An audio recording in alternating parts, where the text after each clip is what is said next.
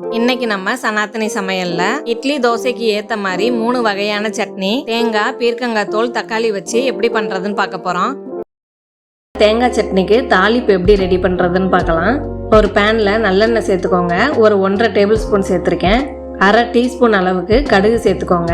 கடுகு நல்லா வெடிச்சு வரட்டும். ஒரு 1/2 டீஸ்பூன் உளுந்து சேர்த்துக்கோங்க. 1/2 டீஸ்பூன் அளவுக்கு சீரகம் சேர்த்துக்கோங்க. ஒரு காஞ்ச மிளகாயை 2-3 உடச்சி வச்சிருக்கேன், அதையும் இது கூட சேர்த்துக்கலாம். கொஞ்சம் கருவேப்பிலை சேர்த்துக்குவோம். 2 கிளறி விட்டுருங்க. அடுப்பை ஆஃப் பண்ணிட்டு எண்ணெய் சூட்லேயே 1/4 டீஸ்பூன் பெருங்காய பொடி சேர்த்துக்கோங்க. இந்த மாதிரி தாளிப்பு பண்ணும்போது தேங்காய் சட்னி நல்லா வாசனையாக இருக்கும். தேங்காய் சட்னி அரைக்கிறதுக்கு ஒரு 1.5 கப்பு சின்னதாக கட் பண்ண தேங்காய் துண்டை ஜாரில் சேர்த்துருக்கேன். தேங்காயை விட உடச்ச கடலை நம்ம கொஞ்சம் கம்மியாக தான் சேர்க்கணும். தேங்காய் 1 கப்பு சேர்த்திங்கன்னா அதில் 1/2 கப்பு பொரிகடலை சேருங்க. இது கூட 2 பல் பூண்டு சேர்த்துக்கோங்க. 2 பச்சை மிளகாய் சேர்த்துக்கிறேன், அதை நல்லா உடச்சி போட்டுக்கலாம். ஒரு 10-12 முழு மிளகாய் சேர்த்துக்கோங்க. சட்னிக்கு தேவையான உப்பை இது கூடவே சேர்த்துக்கலாம். நல்லா அரைஞ்சி வந்துடும். முதல்ல தண்ணி எதுவுமே சேர்க்காம இந்த மாதிரி கொரப்பாக அரைச்சி எடுத்துக்கோங்க. இதுக்கப்புறம் தண்ணி சேர்த்து அரைச்சி எடுத்துக்கோங்க. கொஞ்சம் அம்மியில் அரைச்ச மாதிரி அரைஞ்சி வரும். இந்த மாதிரி பக்குவத்தில் அரைச்சி எடுத்துக்கோங்க. ரொம்ப நைஸாகவும் அரைச்சி எடுத்துக்க வேணாம். அவ்வளோதான், சிம்பிளான டேஸ்டியான தேங்காய் சட்னி ரெடி ஆயிடுச்சு. தேங்காய் சட்னியை வேற ஒரு பாத்திரத்தில் மாற்றி தாளித்து வச்சதை சேர்த்து கெட்டி சட்னியாகவும் வச்சு சாப்பிட்லாம். இதில் தண்ணி வேணும்னா சேர்த்து தண்ணி சட்னியாகவும் வச்சு சாப்பிடுங்க. பீர்க்கங்காய் தோல் துவையல் பண்ணுறதுக்கு முதல்ல பீர்க்கங்காயை நல்லா கழுவி எடுத்துக்கலாம். கழுவி எடுத்ததை மேலாப்பில் இந்த மாதிரி லேசாக சுரண்டி விட்டுருங்க. இப்போ தோலை மட்டும் நல்லா சீவி எடுத்துக்கலாம். 1/2 பீர்க்கங்காயில் எனக்கு இவ்வளோ தோல் வந்திருக்கு. பீர்க்கங்காயை கூட்டு இல்லைன்னா பொரியல் பண்ணுறதுக்கு வச்சுக்கலாம். தோல் நீளமாக இருக்கனால நான் சின்ன பீஸாக கட் பண்ணி எடுத்துக்கிறேன். ஒரு கடாயில் வதக்குறதுக்கு முன்னாடி துவையலுக்கு தாளித்து எடுத்துக்கலாம். கொஞ்சமாக நல்லெண்ணெய் சேர்த்துருக்கேன். எண்ணெய் காஞ்சதும் 1/2 டீஸ்பூன் அளவுக்கு கடுகு சேர்த்து வெடித்து வந்ததும் 1/2 டீஸ்பூன் அளவுக்கு உளுந்து சேர்த்துக்கோங்க. 1/2 டீஸ்பூன் அளவு சீரகம் சேர்த்துக்கோங்க. ஒரு கொத்து கருவேப்பிலை சேர்த்துக்கலாம். ஒரு வரமிளகாயை உடச்சி வச்சுருக்கேன், அதையும் இது கூட சேர்த்துக்கலாம்.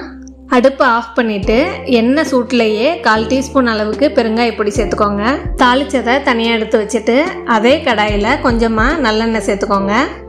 சீவி வச்ச பீர்க்கங்காய் தோலை சேர்த்து வதக்கி விடுங்க. ஒரு அளவுக்கு வதங்கினா போதும், ரொம்ப வதங்கிட வேணாம். 2 பச்சை மிளகாவை உடச்சி வச்சுருக்கேன் காரத்துக்கு, அதையும் இது கூட சேர்த்துக்கலாம். ஒரு 3 பல் பூண்டு சேர்த்துக்கோங்க. இஞ்சி ஒரு சின்ன துண்டு 2 சேர்த்துக்கோங்க. ஒரு 10-12 இலை புதினாவை சேர்த்துருக்கேன். கொஞ்சம் கொத்தமல்லி தலையும் சேர்த்துக்கோங்க. இப்போது இது எல்லாத்தையுமே நம்ம மொத்தமாகவே வதக்கி விட்டுறலாம். இதில் கருவேப்பிலை வேணும்னா நீங்கள் சேர்த்துக்கலாம். 2 வதக்கி விட்டுட்டு பொடியை நறுக்கி வச்ச தேங்காய் தொண்டை இதோடையே சேர்த்து வதக்கி விட்டுறலாம். இது கூடவே புளியை சின்ன துண்டு மட்டும் எடுத்து சேர்த்துக்கோங்க. நான் புளி பேஸ்ட்டு சேர்க்குறதுனால கடைசியாக புளியை சேர்த்துக்கிறேன். அவ்வளோதான், வதங்கிருச்சு. இதை இப்போ தனியாக எடுத்து வச்சிடலாம். அதே கடாயில் ஒரு 1/2 டீஸ்பூன் அளவுக்கு உளுந்து சேர்த்து தனியாக வறுத்து அது நல்லா செவந்து வந்ததும் இது கூடவே எடுத்து வச்சு ஆற விட்டுருங்க. வதக்கின எல்லாமே நல்லா ஆறிடுச்சு. இதை இப்போ ஒரு மிக்சர் ஜாரில் சேர்த்துக்கலாம். துவையலுக்கு தேவையான உப்பை இது கூடவே சேர்த்துருக்கேன். நீங்கள் உப்பு அளவை பார்த்து சேர்த்துக்கோங்க. நான் புளி முன்னாடியே சேர்க்கலை, அதனால கடைசியாக கொஞ்சம் புளி பேஸ்ட்டை சேர்த்துக்கிறேன். தண்ணி கொஞ்சமாக சேர்த்து இதை துவையல் பதத்துக்கு அரைச்சி எடுத்துக்கலாம். இப்போது இந்த மாதிரி அரைஞ்சி வரணும், ரொம்ப தண்ணியாகவும் இல்லாமல் துவையல் பதத்துக்கு. சட்னி மாதிரி வச்சு சாப்பிட போகிறீங்கன்னா இதில் தண்ணி கலந்து நம்ம சட்னி பதத்துக்கு வச்சுக்கலாம். அவ்வளோதான், பீர்க்கங்காய் தோல் துவையல் ரெடி ஆயிடுச்சு. இதை சாப்பிட்டு பார்த்தா பீர்க்கங்காய் தோல் துவையல் மாதிரியே இருக்காது, விரும்பி சாப்பிடுவாங்க.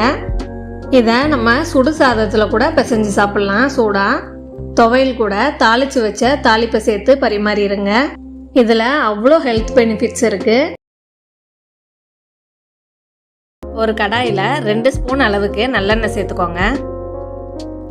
எண்ணெய் நல்லா காஞ்சதும் 2 டேபிள் ஸ்பூன் அளவுக்கு உளுந்து சேர்த்து உளுந்து செவந்து வர அளவுக்கு வறுத்து விடுங்க. உளுந்து பாதி செவந்து வரும்போது காரத்துக்கு வரமிளகாய் சேர்த்து இது கூடவே வறுத்து எடுத்துக்கோங்க. நான் 1/4 கிலோ தக்காளிக்கு 4 மிளகாய் சேர்த்துருக்கேன். நீங்கள் உங்கள் காரத்தை பொறுத்து சேர்த்துக்கோங்க.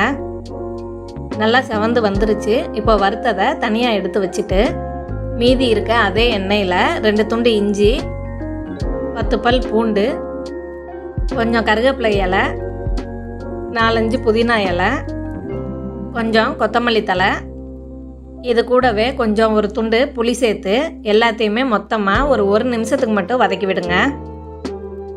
1 நிமிஷம் நல்லா வதங்கி வந்துருச்சு. இதையும் தனியாக எடுத்து வச்சுருங்க. எண்ணெய் எதுவுமே சேர்க்காம மீதி இருக்க எண்ணெயிலேயே ஒரு 5-6 சின்ன வெங்காயத்தை சேர்த்து முதல்ல 1 நிமிஷத்துக்கு நல்லா வதக்கி விடுங்க.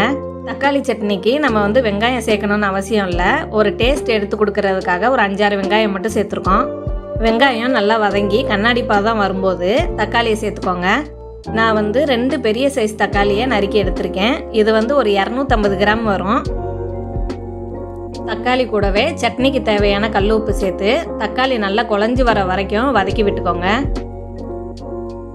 தக்காளி நல்லா குழஞ்சி வந்துருச்சு. இப்போ ரெண்டையுமே நல்லா ஆற விட்டுறலாம். வதக்கி ஆற வச்ச எல்லாமே நல்லா ஆறி வந்துருச்சு. ஒரு மிக்சர் ஜாரில் சேர்த்து தேவைப்பட்டால் வேணால் கொஞ்சம் தண்ணி சேர்த்து இந்த அளவுக்கு நல்லா பக்குவமாக அரைச்சி எடுத்துக்கோங்க. தக்காளி சட்னி தாளிப்புக்கு ஒரு கடாயில் 1 ஸ்பூன் நல்லெண்ணெய், கொஞ்சம் கடுகு உளுந்தம்பருப்பு சேர்த்து கடுகு நல்லா வெடித்து வந்ததும் கொஞ்சம் கடலைப்பருப்பு, கொஞ்சம் சீரகம், 5-6 கருவேப்பிலை இலை, 2 வரமிளகா, கொஞ்சம் பெருங்காயத்தூள் சேர்த்து பொரிஞ்சதும் அடுப்பை ஆஃப் பண்ணிவிட்டு கடாயோட சூட்லேயே அரைச்சி வச்ச தக்காளி சட்னியை சேர்த்து தாளிப்போடு சேர்த்து நல்லா கிளறி விட்டுக்கோங்க. இதை இப்படியே கெட்டியாக வச்சு சாப்பிட்றதா இருந்தாலும் சாப்பிட்டுக்கலாம். இல்லைனா தண்ணி சேர்த்து கொஞ்சம் தளன்னு கலந்து ஊற்றியும் கூட சாப்பிட்டுக்கலாம். இட்லி தோசைக்கு ஒரு சூப்பரான புளிப்பான தக்காளி சட்னி ரெடி ஆயிடுச்சு. நீங்களும் வீட்டில் நல்லா சுட சுட இட்லி இல்லைன்னா மொறுன்னு தோசை சுட்டு இந்த தக்காளி சட்னியை வச்சு சாப்பிட்டு எப்படி இருந்துச்சுன்னு சொல்லுங்கள்.